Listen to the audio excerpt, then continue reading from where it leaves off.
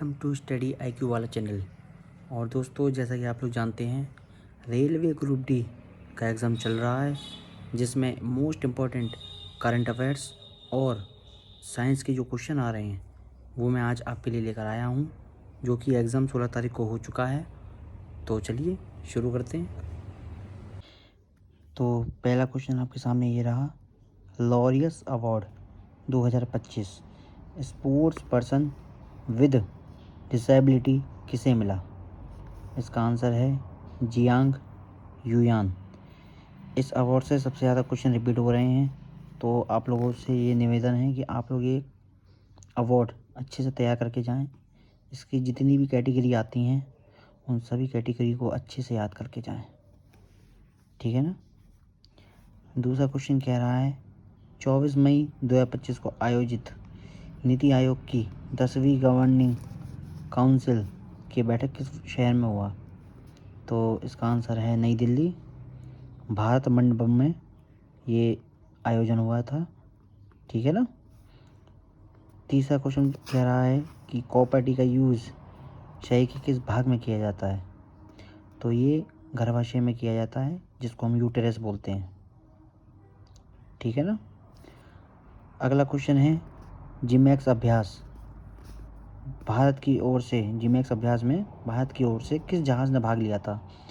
तो इसमें INS हारदी ने भाग लिया था। और जो ये जिमैक्स अभ्यास है ये भारत और जापान के बीच होता है, ठीक है ना। पांचवा क्वेश्चन है, मिशन ऑपरेशन ब्रह्मा में भारतीय सेना के कौन से जहाज राहत सामग्री के साथ रवाना हुए थे? ऑपरेशन ब्रह्मा जो कि एक राहत बचाव कार्य के लिए यूज किया गया था, इसमें ये दो जहाज गए थे आपके, एक था सतपुड़ा, एक था सावित्री, INS, ठीक है ना। INS सतपुड़ा और INS सावित्री, ठीक, ये इसका करेक्ट आंसर है। अगला क्वेश्चन कह रहा है, G20 समिट 2025 में एंटी करप्शन की अध्यक्षता किस देश ने की? तो इसका आंसर है दक्षिण अफ्रीका। दक्षिण अफ्रीका ने की थी G20 समिट 2025 की एंटी करप्शन की अध्यक्षता, ठीक है ना। सातवां क्वेश्चन कह रहा है कि जलीय जीव पानी में किस ऊतक की सहायता से तैर सकते हैं? तो ये तैर सकते हैं आपके पेशी ऊतक की वजह से, ठीक है ना, इसकी सहायता से। अगला क्वेश्चन कह रहा है, किस पैरा एथलीट ने अर्जुन अवार्ड 2025 जीता है?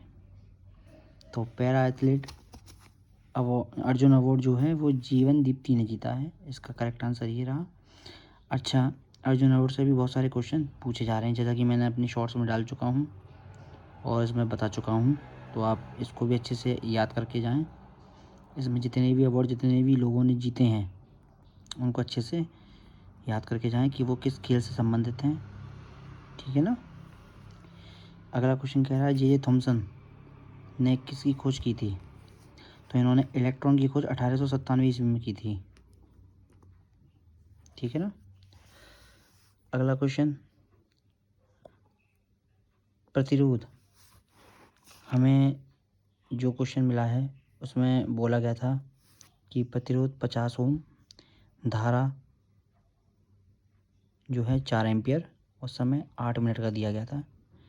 तो हमें विशिष्ट ऊष्मा निकालनी थी इसकी, तो 8 मिनट को हम सेकंड में बनाने के लिए 60 से गुणा करेंगे, जो कि 480 सेकंड हो जाएगा।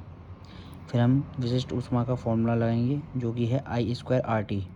I² यानी कि I जो है वो धारा है, I धारा है, तो इसलिए 4 का स्क्वायर, R प्रतिरोध रेजिस्टेंस, इसकी जगह पर हम 50 लगाएंगे, 50 ओम, और ये हमारा टाइम जो है वो समय है 480 सेकंड। सबका आपस में मल्टीप्लाई होगा, आंसर आएगा 3,84,000, यानी 3.84 10⁵ जूल। अगला क्वेश्चन क्या कह रहा है कि 2025 में भारत के लोकपाल ने एक नया आदर्श वाक्य क्या अपनाया है? लोकपाल का जो एक नया आदर्श वाक्य आया है वो ये है, नागरिकों को सशक्त बनाएं, भ्रष्टाचार को उजागर करें। नागरिकों को सशक्त बनाएं, भ्रष्टाचार को उजागर करें। 12वां क्वेश्चन है, विश्व मलेरिया दिवस कब मनाते हैं? तो ये हम 25 अप्रैल को मनाते हैं। ठीक है। अगस्त 2025 में सेना प्रमुख जनरल उपेंद्र द्विवेदी ने शैक्षणिक अनुसंधान और सैन्य आवश्यकताओं के बीच सेतु बनाने के लिए IIT मद्रास में किस सुविधा का उद्घाटन किया था? तो इन्होंने जो उद्घाटन किया था वो था अग्निशोध भारतीय सेना अनुसंधान प्रकोष्ठ का। तो इसका आंसर हो जाएगा अग्निशोध। अगला क्वेश्चन है, खेलो इंडिया पैरा गेम्स 2025 का आयोजन किन स्थानों पर हुआ? तो पहला नाम है जवाहरलाल नेहरू स्टेडियम, इंदिरा गांधी स्टेडियम, फिर है doctor Karni Singh shooting range जो कि नई दिल्ली में ये हुआ था, और ये दूसरा संस्करण था इसका, दूसरा सीज़न, और ये हुआ था 20 से 27 मार्च में। तो आपका आंसर है ये। ठीक है ना। अगला क्वेश्चन है, कौन सी कोशिका अपना आकार बदल सकती है? कौन सी कोशिका है, कौन सा ऐसा सेल है जो अपना आकार बदल सकता है? तो वो है चिकनी पेशी कोशिकाएं। ठीक है ना। अगला क्वेश्चन कह रहा है, ग्रेगर जॉन मेंडल ने अपने प्रयोगों के लिए कितने विषम लक्षण चुने थे? इन्होंने 7 चुने थे।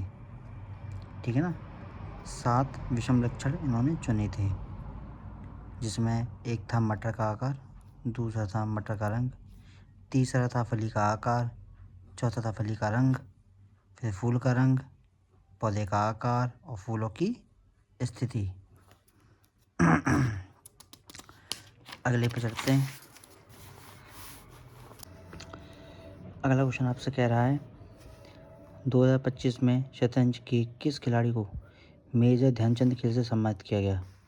तो उनका नाम है डी गुकेश, और मेजर ध्यानचंद से भी बहुत सारे क्वेश्चन आ चुके हैं, तो ये भी आपको तैयार करने होंगे, ये मोस्ट इम्पॉर्टेंट है। अगला क्वेश्चन कह रहा है कि RBI के अनुसार वित्त वर्ष 2025-26 के लिए भारत की जो GDP विकास दर का अनुमान है वो क्या था? वो था आपका 6.5%। ठीक है ना। अगला क्वेश्चन आपसे कह रहा है, जून 2025 में युवा शतरंज को बढ़ावा देने के लिए अखिल भारतीय शतरंज महासंघ ने कौन सी योजना लॉन्च की थी? तो इस योजना का नाम है शीर्ष राष्ट्रीय खिलाड़ी वजीफा योजना। ठीक है ना। अगला क्वेश्चन कह रहा है कि एक्सटर्नल फर्टिलाइजेशन यानी बाह्य निषेचन करता है, जो बाहरी निषेचन होता है जिसे हम फर्टिलाइजेशन बोलते हैं, वो कौन करता है? वो करता है मछली। ठीक है ना। अगला क्वेश्चन कह रहा है, पवन ऊर्जा किस ऊर्जा के कारण घूमती है? तो पवन ऊर्जा जिस ऊर्जा के कारण घूमती है उसका नाम है गतिज ऊर्जा।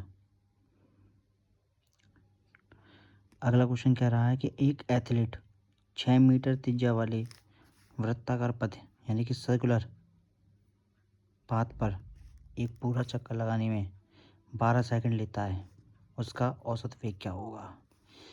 तो औसत वेग का फॉर्मूला होता है कुल विस्थापन बटे कुल समय। ठीक है ना, जिसमें आप देख सकते हैं कि जब एथलीट एक पूरे चक्कर लगाकर उसी प्रारंभिक बिंदु पर वापस आ जाता है तो उसका विस्थापन 0 होगा। तो जब विस्थापन 0 हो जाएगा तो ये पूरी वैल्यू 0 हो जाएगी, तो आंसर आपका औसत वेग का होगा 0। ठीक है ना। अगला क्वेश्चन देखते हैं, एक न्यूरॉन में तंत्रिका आवेग सबसे पहले किस भाग में शुरू होता है? तो एक न्यूरॉन में तंत्रिका आवेग सबसे पहले डेंड्राइट में शुरू होता है।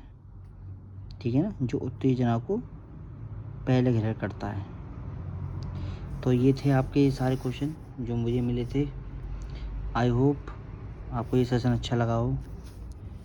अगर सेशन अच्छा लगा हो तो लाइक करें और अपनी राय ज़रूर दें, और जो भी आपको ग्रुप डी के क्वेश्चन मिलें ज़्यादा से ज़्यादा वो आप कमेंट में